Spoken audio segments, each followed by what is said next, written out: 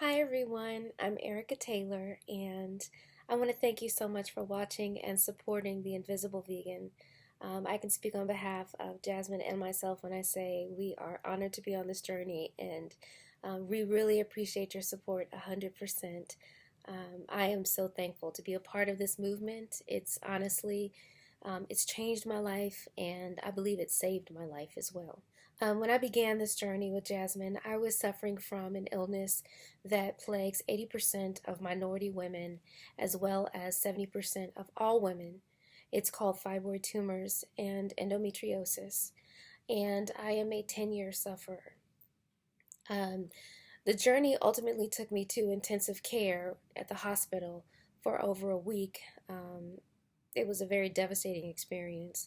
But once I learned that there's so much that's unknown about the cause of fibroid tumors, as you saw in the film, I spoke about my journey, part of my journey, which began with trying to gorge myself on red meat to try to fix the problem or build up my blood, which is just a farce.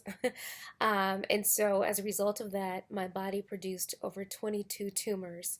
And when I was in the hospital to get them removed, that's when all the problems really began. So, I decided to take matters into my own hands. The doctors, they don't know where it comes from, but there were some suspicions from alternative medicine physicians that believe that the hormones in animal products and meat contributed towards the growth and the symptoms of fibroid tumors. So, in going on this journey with Jasmine, I learned so much while we were filming that I decided to go ahead and give the plant-based diet a try. So in September 2015, I decided to become vegetarian. And although no one in my family understood it, that was okay. They didn't have to understand it. This was a personal decision of mine. So fast forward to the later part of 2016, my physician told me that she wanted me to incorporate some omega-3s into my diet from fish, specifically from fish. And with this being a recommendation from the doctor, I decided, okay, I'm going to try this, do the fish thing, do some organic chicken, because as long as I know where it comes from, then I should be okay, right? So that was the end of 2016. By the beginning of 2017, probably about a month and a half later, I began having my symptoms again from fibroid tumors, the same tumors I had had removed in a very serious surgery a couple of years prior. So at that point in time, I said, you know what, enough is enough. And I stopped eating meat and listening to the doctor in that respect. I went back on my plant-based diet. During that time period, my doctor had given me a zero point 0.1 chance of ever conceiving. My husband and I were just not sure what to do with that number. I mean, when you think on the grand scale of things, a zero point 0.1 chance is basically nothing. Um, so in January of this year, I decided to go completely vegan, cut out any forms of dairy or eggs or anything of that nature out of my diet. And we have yet to complete a full pregnancy, but we have conceived twice for the first time in both of our lives. And I believe that it's because I made that decision to become 100% vegan.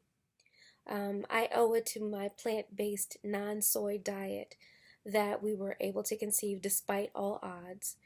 And that fibroid that had redeveloped and grown during that brief period when the doctor told me to go back to eating meat, that's the reason why we haven't been able to carry to full term. And so I will be having another surgery to remove that problem, that fibroid. And I do believe that now this combined with my vegan lifestyle will definitely give us the dream that we've been hoping for. I am incredibly thankful and incredibly blessed to have this information. And I'm so thankful to Jasmine for allowing me to walk this path with her. It's taught me so much. I have other friends that are now doing a plant-based diet occasionally, but they're willing to try, so I'm very thankful for that as well. This film is saving lives. This lifestyle is most certainly saving lives, and I do believe that it's made a huge impact in my life as well. So much so that I decided to catalog my journey, and I will be working on my film as well called Red Alert: The Fight Against Fibroids, specifically about fibroids and endometriosis.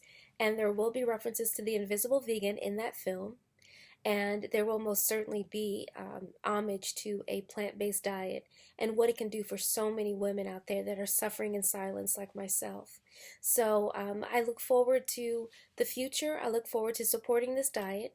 And one of the last things I want to say is that while veganism is still very new in the Black community, but it's also growing, and animal rights isn't a huge concern because there are so many other issues plaguing the Black community and minority communities right now, and forever. Um, but because of what I've been going through and because of the journey that I've been on, I can't help but to have more compassion toward animals and our ecosystem because of this journey. And I know that that is something that is going to just keep spreading the more people become a part of the vegan lifestyle. I look forward to seeing more of you all in the future. Please feel free to reach out to me with any questions regarding my health, regarding my role in the film. I am on Instagram at Red Alert Movie. That's at Red Alert Movie. And I look forward to hearing from you all. Thank you so much. Bye.